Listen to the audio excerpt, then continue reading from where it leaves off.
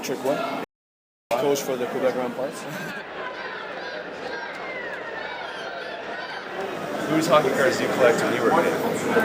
You know what? Hockey cards for me have been something that I've been since I remember. I mean, the first set that I remember buying was in 1979. It was the rookie card of Wayne Gretzky, and actually I didn't get it in that pack, but I mean, that was the year I started to really collecting. I mean, I had other cards given by friends and stuff like that, but I remember going to the grocery store and buying my first pack. Yeah. Right on. And I mean, the NHL lockout just kind of ended.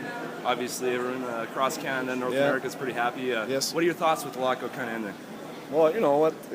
I guess it was tough for the owners and it was tough for the players, but today we have hockey. That's all matters. I mean, at the end, there's going to be a season. I think it would have been very devastating for everybody having no season, but I think the owners and the players, have found an agreement, and that's all. That's all what everyone should care about.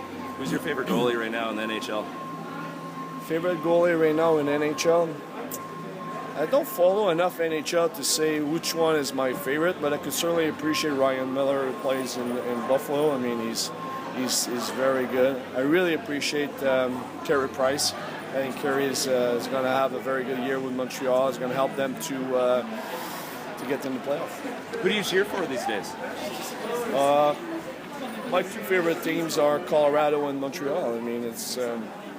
I cannot say I have one favorite team, but both teams I like to watch them, and I'm excited to see the start of both teams. I mean, they both have a really good start, and I'm very happy for them.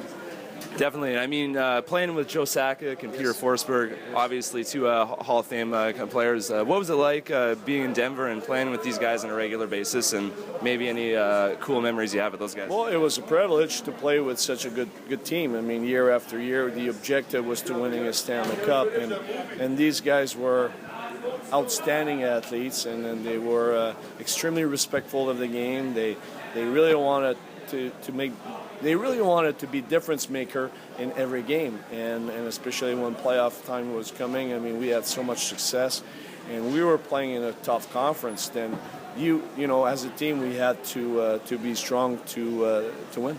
Definitely.